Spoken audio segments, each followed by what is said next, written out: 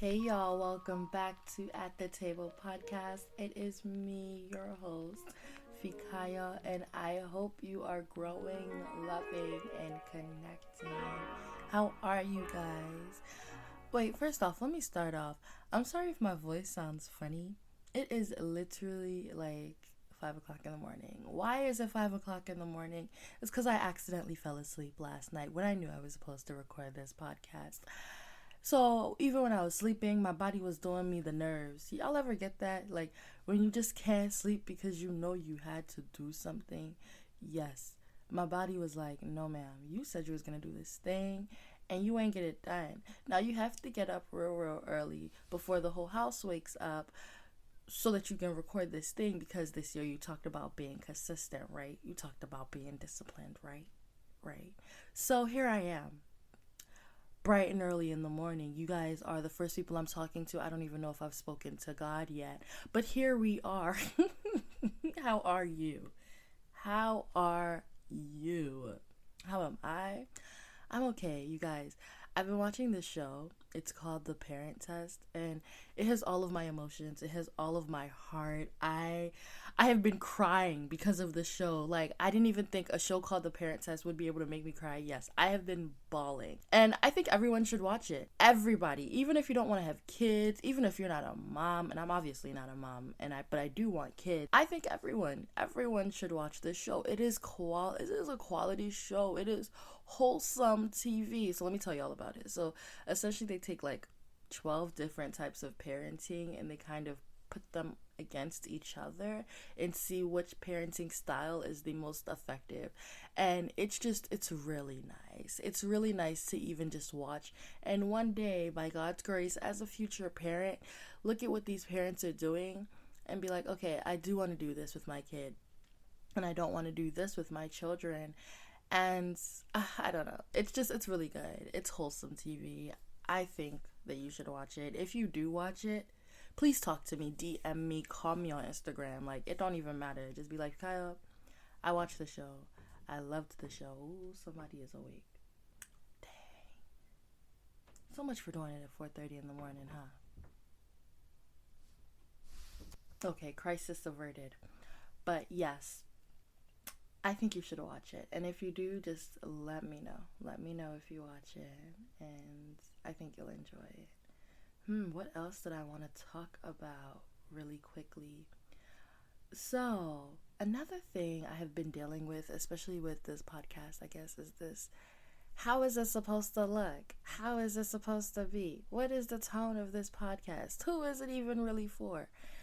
I'm really struggling with this. And also, the idea of what this podcast should look like. Like, I don't know how to explain it, but I'm on TikTok and on Instagram. I see all of these great big podcasts with the amazing professional setups and the scripts. And I'm like, no, I am not. I'm more like, I don't want this podcast to become another thing on my to-do list. I want it to be something I do as an expression of myself. I don't know if you would call it unprofessional, but I don't want it to be too uptight to where I can't just come here and just talk. And that's why I named it At the Table, because I want it to be like literally we are sitting together and we are talking. Like, I am just your friend and we are talking. I am not an advisor. I do not know nothing about nothing. I am still figuring out life myself. I am not your therapist. I am not your religious whoever. I am your sister. I am your friend. I am someone that we're just connecting. That's it. So I don't want it to seem like that as well. I was just having this like very interesting feeling when other people's podcasts would show up and I'd be like, wow, that's a really great topic, or that's a really good conversation, or like that's a really good setup. But we're not there yet. I'm not there yet. And also I'm not really I'm not really pushing these episodes out. Like, I'm not really telling people that, yeah, I'm recording today or new podcast out. Like, I'm not really doing any form of marketing right now because I really want this podcast to fall in the lap of whoever really needs it. I don't want to not even impose this podcast on anyone, but for those who need to hear this podcast, for those who this will resonate with, I wanted to sit with them. I don't know, y'all. I don't know. We'll figure it out. We're still figuring it out. We will figure it out. We'll get it together eventually. But how are you guys? Guess what? I have a question for you. Have you been praying? Have you been praying for real? You better have been, because I've kind of been. And let me tell you about what I have been praying about. Okay. So, I have actually been praying to be more diligent with the little things. I've just come to realize that it's the little things that God uses to make big things big, if that makes sense. Like, everything starts off as a child, everything starts off small, and it's through consistency and discipline that this thing is made big. And how is it actually made big? It's made big by these small things. All the small things accumulate to help push the big thing to be big. So I am trying to learn how to be more diligent when God places little things in my hands, or things that I think is little, but He is using them, or He wants to use them, I should say, as a bigger thing in my life, or maybe possibly reveal to me what my destiny or my calling or my purpose is. So, and that's it's just something that I personally go through. And without sounding too preachy here, Luke 16:8-10 says, whoever is trusted with very little can be trusted with much. And I think that makes sense. Like, I think that makes a lot of sense. If I can do well with the small, when the small accumulates, I will be able to do well with the big. Because why? I have gone through the training when it was small, and not only had I gone through the training, but I had pruned it, and I had watched over it, and I took care of it, and I was diligent with it, and I was consistent with it. So when it is big, I was growing as that thing was also growing. Like, as a child, right? Imagine a child. If they just gave you a child, you probably wouldn't know what to do with the child, because you don't know the temperament, you don't know how well it's behaved, you don't know the capacity of this child. But as a parent, when you're with the child day one, you grow up with the child as well. So you literally mature with this child. So I think that's kind of how it works with this as well. So it's just me, like, realizing that the small is small, yes, but these small opportunities are pruning you. They're teaching you how to be big. I don't know. I feel like I should follow up with an example, right? So an example is actually even these podcasts. So this podcast, there's a lot that goes into podcasting that maybe a lot of people don't realize, but I have to write a script every day, and I'm literally sitting here in a dark room early in the morning with a candle on, speaking into a microphone, and I have to be very intentional about how well I articulate my words, my dictation. If I want to throw out any facts, I have to make sure that it's fact checked. And to some extent, I really genuinely, I have to write my scripts. I need to have some type of layout of what I'm going to say so that I stay on track. And what this is doing is it's giving me confidence. So maybe one day when I am like the likes of Chimamanda Ngozi and I go and do my little TED Talk, I can talk about how podcasting really prepared me for TED Talking, because when I was podcasting, I was doing it by myself. And also I was learning how to put ideas together and how to carry a crowd or keep people engaged through my conversing long term or whatever. So this is me here praying to learn how to be better with the small things. What about you? What are you praying about? What are you doing? Let me know. DM me, Instagram me. Yeah. Tell me, what are you praying about? But yeah, that's what I'm praying about in this season. Um, and I think it's good for me. All right, y'all. It is time for the next part of this episode, and it is, what are you snacking on? What are you snacking on, my darling? I I am snacking on consistency and discipline right now. I have been doing so good. I will pat myself on the back because from the new year, the things that I said I want to do, for the most part, I am still doing it. And it is February 18 right now. And I am running every morning, and I am journaling, and I am planning, and I am staying consistent and disciplined. And this is a big thing for me because there was a time last year, and it wasn't that long ago, probably September, where I was like, oh my goodness, I am not disciplined a dang thing, and I am not consistent in anything. So I remember my therapist then, she would, I would complain to her about this, and then she would bring up the little things. Look, we're going back to it again. The little things that I was doing to stay consistent. And she would talk about how I was going to Bible study every week, and that was being consistent.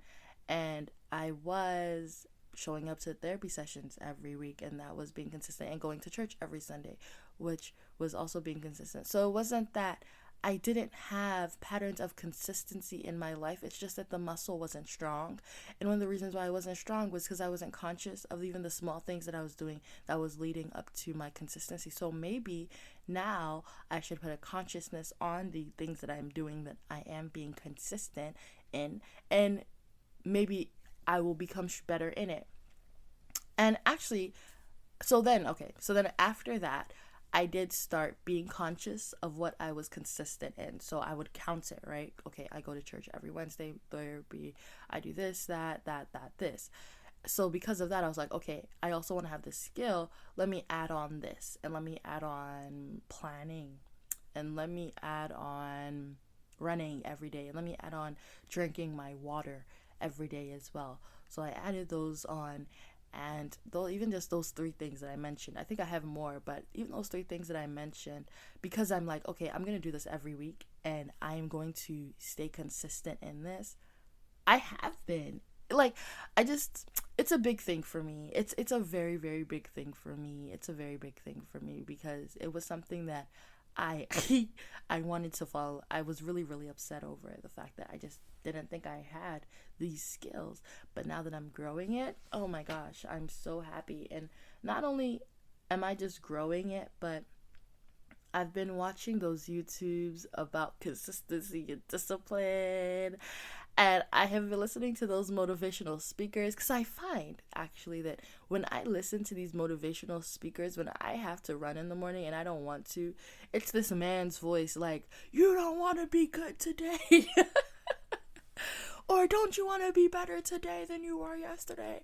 Or that 1%. Da, da, da, da. And I'm like, okay, I'm going to get up and I'm going to go run.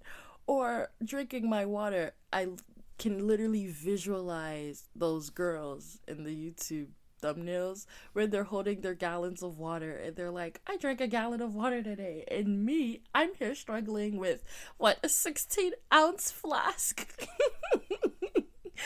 So it's the way my brain works. It's the way my brain works, and how, I don't know. But we thank God. What have you been snacking on? What has been going on in your life? What have you been thinking about? What is on the top of your head right now? Running is at the top of my head, and consistency and discipline.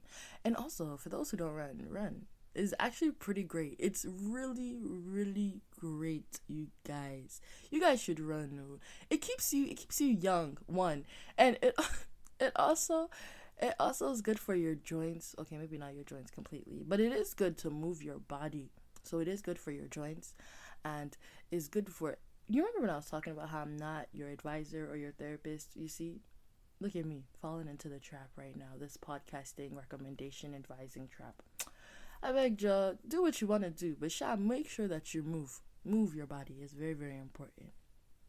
Okay, I think I'm done. Oh my goodness. Okay, so I went back to my notes to see what I wrote when I was scripting this. And I also put in my notes how I have been being consistent and disciplined. And I think I should talk about that as well. So one thing I've been doing is obviously setting goals, right? But this new thing I do is I set goals for every week, not long term goals that are like a whole year span, but I set goals for every week and every day. And I'm finding that even these micro goals, right, is so good for me because it's essentially like a to-do list. But I think when you put goals instead of a to-do list, it makes it sound like you really have to do it, because there was a time where my to-do list was looking like a suggestion list. Like, if you don't have anything to do, you can do these things. Meanwhile, I needed to do them, so that's why now they're today's goals, not to-do list anymore, because they cannot stay as a suggestion list. It's not good. Anyway, so yes, I set goals now, but on a smaller scale. Another thing I do is I give myself timers, you guys. I give myself, like, if I have to clean my room, I'll be like, okay, 20 minutes. Put 20 minutes on the clock. And you will not be distracted. Fikayo, you will not be distracted. Put 20 minutes down and you will not be distracted. And then I start the timer too, and I do my little 20 minutes, my alarm beeps. And you won't even believe, by the time I finish this 20 minutes, it will seem like I did some type of marathon. I will be sweating. I will be out of breath. I will not, but it is so good for me. It is so good for me. The way that I set these 20-minute breaks is so good for me. Or these 20-minute this 20-minute timer, it is so good for me because, like, okay, I have a task to do and I have this allotted time to do it. And then by the time I've done it, I will then assess, okay, do I need another 20 minutes or am I good? And sometimes I finish before the time, but it's really, really been helping me. If you need to implement these into your life, you should. Another thing I've been doing is task stacking. Okay, if I know I need to get 2 things done and I might not like this second thing as good as I like this first thing, I'll put them together. So instead of them being separate tasks, they become like one big task. Let me give you an example. I know I need to get more water in my body, but I'm not good at it because I'm just not conscious of how much water I take a day. So what I do is, and especially it's really, really bad because I run in the morning, so I lose a lot of water. And then anyway, so what I've been doing now is before I go out to run, I start our electric kettle, right? So then by the time I come back, I have hot water that's been sitting for a while, and then I pour the water inside of a coffee mug, and then I put my green tea and lemon inside, and I drink that every single morning. But if I hadn't been running, I probably wouldn't drink the green tea. Can you see now how the habits, the both of them together, they've married themselves, but they're 2 different things. Yeah, so that's what I've been doing as well, or I've been trying. See, you guys, this is so unprofessional. But Alexa's trying to tell me to wake up. See, I told y'all it's bright and early this morning. Alexa, stop. It's Saturday the 18th of February. The time is 6 a.m. No, because Alexa's rude. Okay, Alexa, stop. Okay.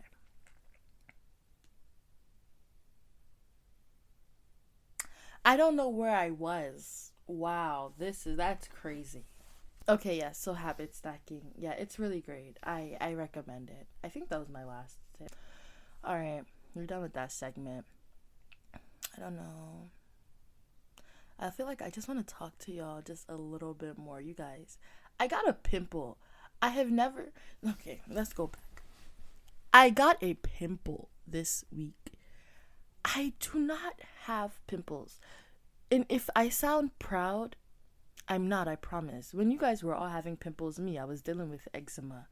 But I didn't have pimples. So I got a pimple.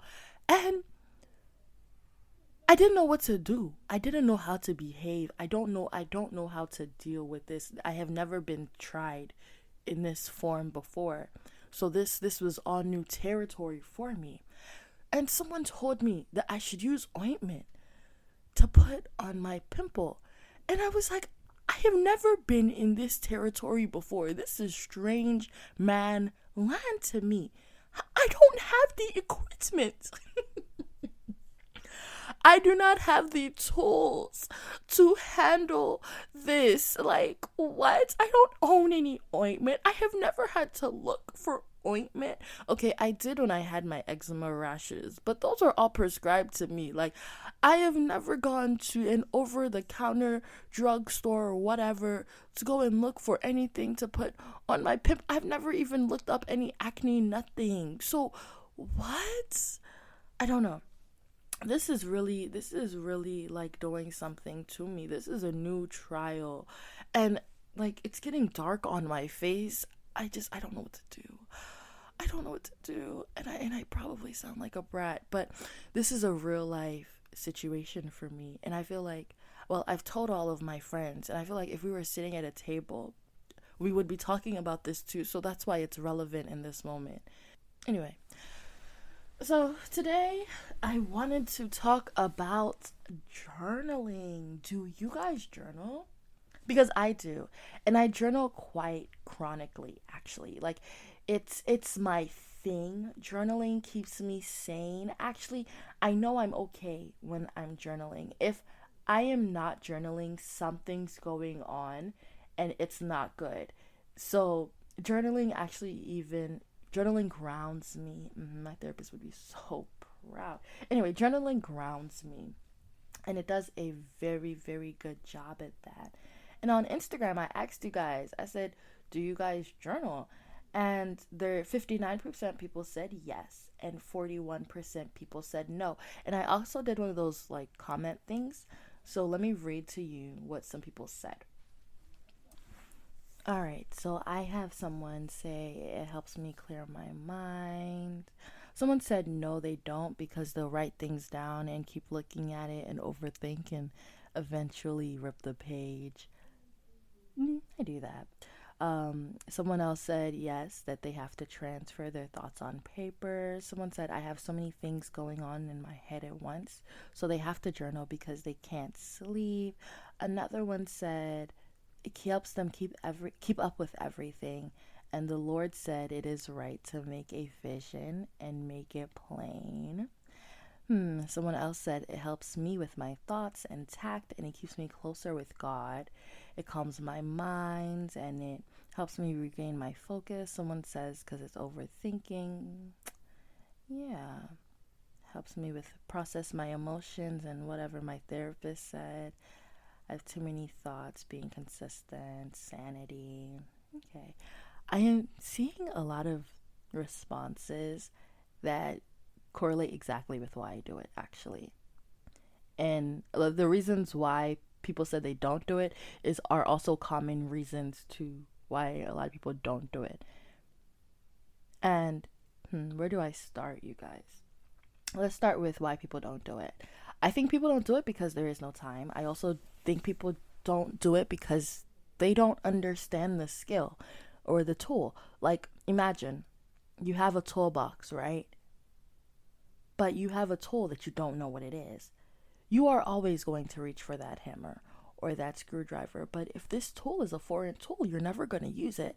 And for people who know what journaling does for them, they will use that tool. But for people who don't know how that tool applies to their life, they're not going to use it. I can't even blame them. That's good. Because the only reason why I truly, truly journal the way I do is because I think a lot.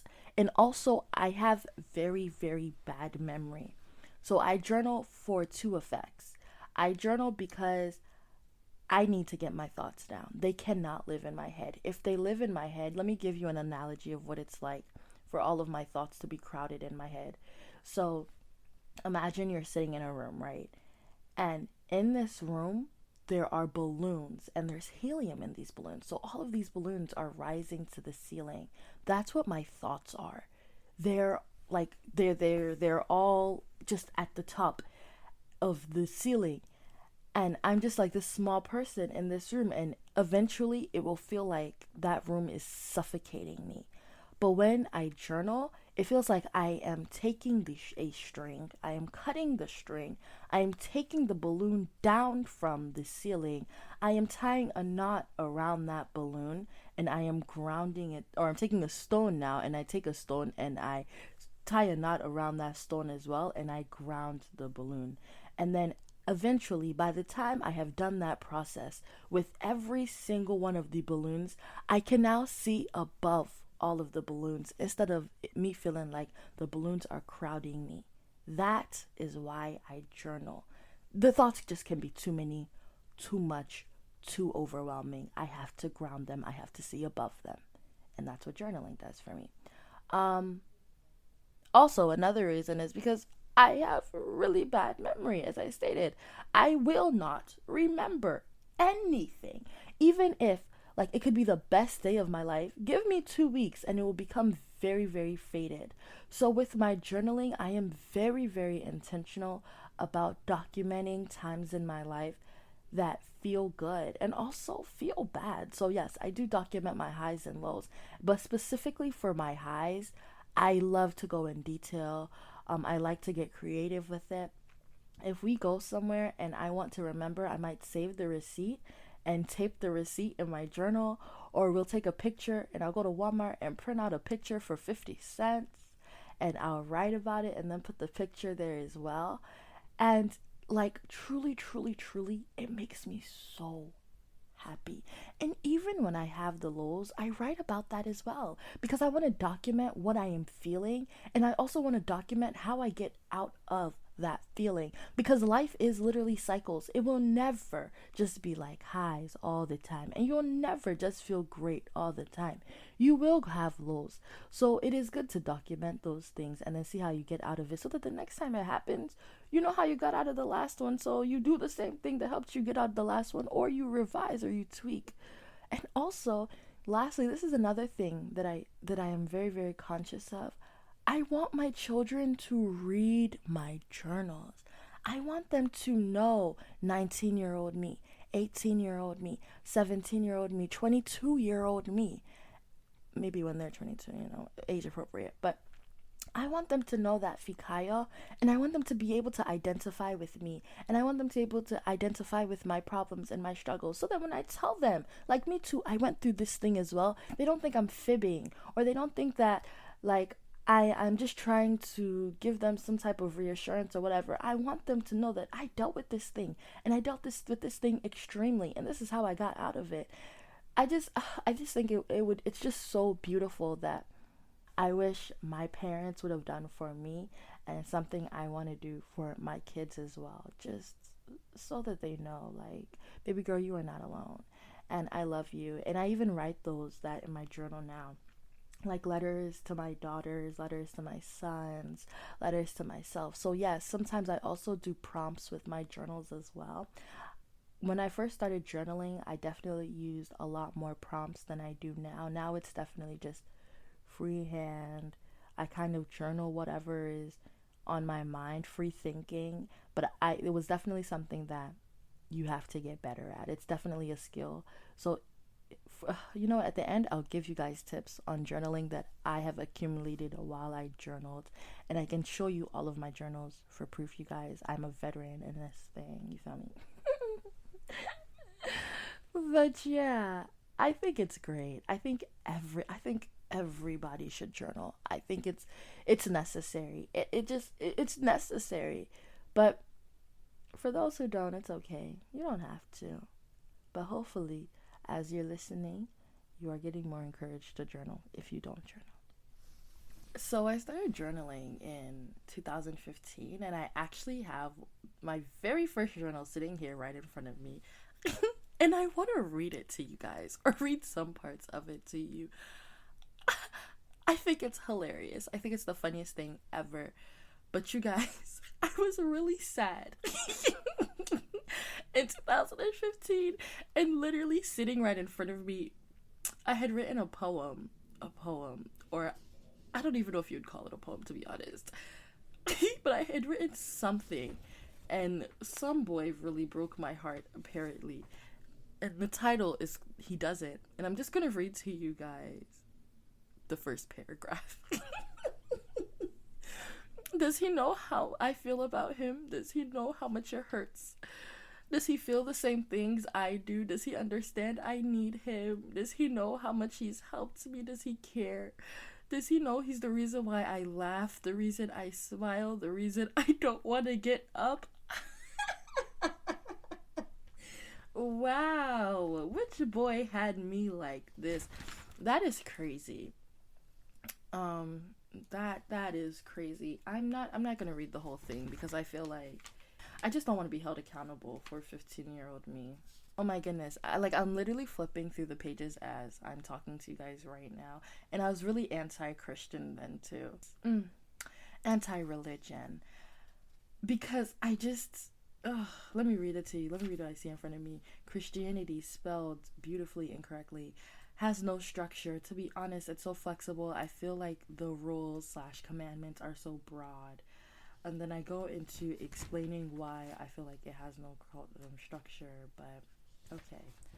Oh my, this page. I don't even want to have to explain this page. My natural hair is a title of another one, so I think this was the time that I had officially started going natural, and I really, really loved it. So I'm happy 15-year-old me really loved my natural hair. I'm looking at a page right now where I wrote all of my friends at that time. Half of these people I do not talk to anymore. That is tragic. I wrote about my favorite books, which is so cute because I actually still have these books. Oh, look. June 25th, my 15th birthday. So actually, I made a mistake. I have been journaling since I was 14. And I wrote a letter to myself for turning 15, and then I have 7 rules of life. Let me read this to you guys really quickly. Make peace with your past so it won't disturb your present. Won't, spelled incorrectly as well. Wow, crazy. Number 2, what other people think of you is none of your business. How do I feel about that now? I don't know. You know what? Me and my therapist were actually just talking about this on Wednesday. So this is good. 15-year-old me did good. Number 3, time heals almost everything, so give it time. Okay. That was good. That was really good. Number 4, no one is in charge of your happiness. Happiness also spelled incorrectly, except you. Except as well spelled incorrectly, but it doesn't change the validity of this statement that is so true. No one is in charge of your happiness except you. So, good job, Fikayo. Number 5, don't compare your life to others and don't judge them because you have no idea what their life is about. That's good. 15-year-old me was on it. I don't know how I don't have a book by now. All right, number 6, stop thinking so much. It's all right not to know the answers. They will come when you least expect. I need to sit on that. You know what? I think that's true. Stop thinking so much now because the answers will come when you least expect. I feel like this thought could be made more advanced. I feel like this is a very basic thought. But I mean, I was 15, so what can I really expect? I think with more experience, your answers will come. You'll be able to have more insight and perspective on life. But that was good for a 15-year-old. And number 7 is so cute. It says, smile. You do not own all of the problems in the world. Which is true. I do not own all of the problems in the world. And wow, I have pictures. Oh my goodness. So yes, this journal was actually the journal I took with me when I went to Nigeria for the first time. So oh, this is cute. I have experiences and pictures of I have pictures and documentation of my time there. I have some quotes in here as well. Oh my goodness. So another thing I did in this journal, I feel like this is getting really, really long, but I'm intrigued. Another thing I did in this journal was write 25 songs. So these are all songs. 25 songs that, and then it's like one from your childhood, reminds you of your ex, reminds you of your parents, calms you down, blah, blah, blah, blah, blah. So I have 25 of those different songs. So this is all songs from 2015-ish. And this is so cute because I love a good throwback reminder. This is great. I'll probably go back and listen to all of those songs. Oh my goodness. Look, my plan is becoming a criminal lawyer. Requirements past the bar. And am I a criminal lawyer now? Nope. Oh, this picture is so cute. I used to, like, I talked about it earlier. I used to put pictures. I put pictures on my journals. And I have these pictures now. And you guys, oh my gosh. Maybe I'll post it on my Instagram so you guys can see. Yeah.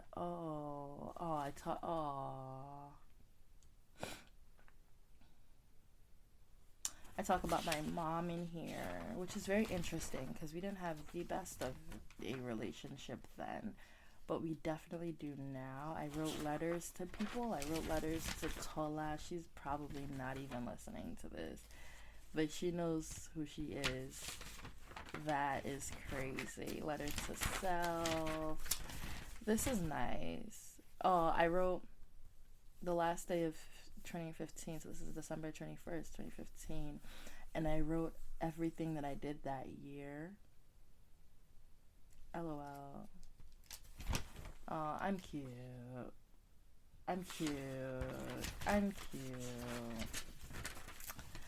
Dear book.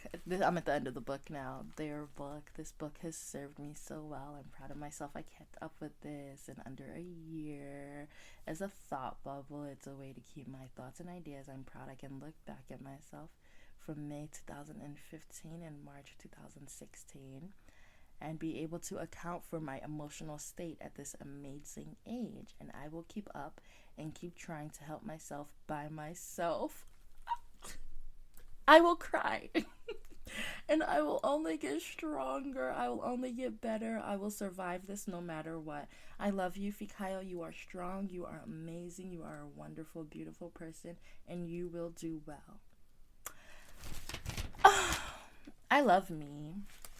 I love the fact that I did this even at a young age. I love the way that I'm able to share and talk about it. I love the way that I'm able to go back and reflect.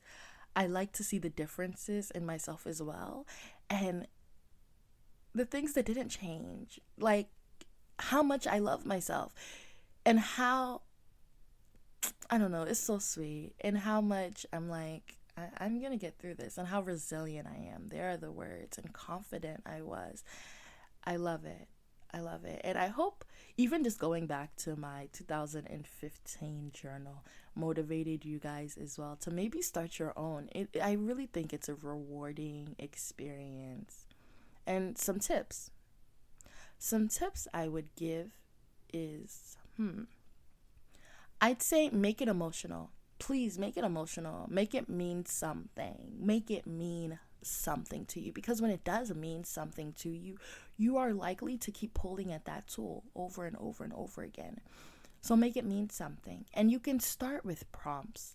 In the beginning, I also started with prompts. There are a lot of prompts in that journal specifically as well, that I would just write. Like even that 25 list song, whatever, doing that kept me in my journal. So find things that will keep you there. Find things that will continually attract you.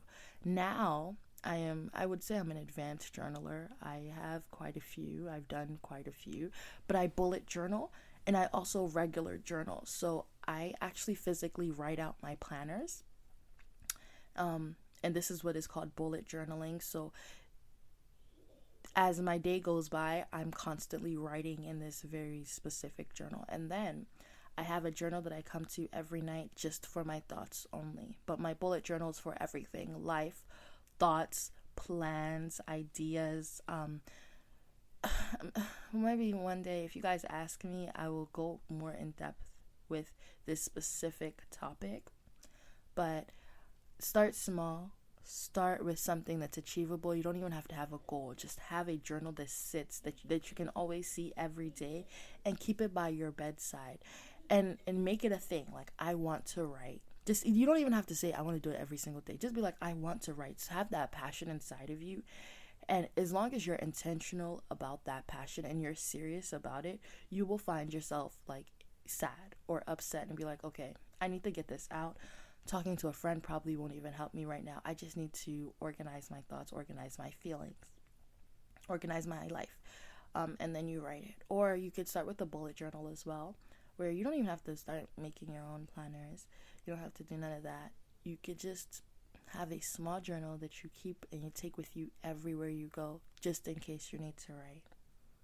And that's actually another concept and idea as well that I have been working through, I guess. But it's this thing of using your phone as a distraction and not a tool. And I have been trying to go away slowly from that idea of using my phone as a distraction and not a tool, because it's not good. My phone is a tool and I should be able to use it as a tool. The things that I want to intentionally distract me are things like writing or reading, and that's what people used to do then, and that's why they were so brilliant and so smart. They filled those gaps in their lives with these things that helped them think better. And you have to remember, thinking, the ability to properly think, is a skill. You have to develop it. You have to care to it. You have to tend to it. You have to nurture it. You have to grow it. Writing and reading will help you think better, help you rationalize things better, help you judge things better. It's so important. So that's another thing that I've been trying to do. Like, I am trying to fill those gaps in my life with writing and with writing and with reading, not with distractions. So, and there are different ways I do that as well, but we'll talk about that in another episode. This episode is getting very, very long, but I really liked this episode, you guys. It really made me feel good. I feel like I'm coming to you guys as myself. I am laughing, I am giggling. 15-year-old me even made a debut performance. And I also think I'm very, very funny. If you guys haven't noticed, I think I am hilarious. But that's besides the point. LOL. Thank you guys for listening. It is time to put away the dishes. It is time to wash up. Thank you guys so much. I really do appreciate you guys listening to me. And y'all are amazing, for real. Please follow me on Instagram at Fikayo, Fikayo, where you will see the face behind the voice, and you'll also be able to get any new podcast updates. And also, please, y'all, like and not like and comment. Jeez, this is not Instagram. Please help me rate this episode. Yes, help me rate this episode. Help me rate this podcast, because what it does is it allows me to get more recommendations and allows me to show up on people's pages. So please help your girl out. And I think that's it. That is all. How was it? How was it sitting at the table? I hope it was a good experience. I hope you really enjoyed it, because I really did. Yeah. So, with that being said, I am Fikayo. Thank you for having me in your ears. And please remember, very, very important, to laugh really loud and pray every day.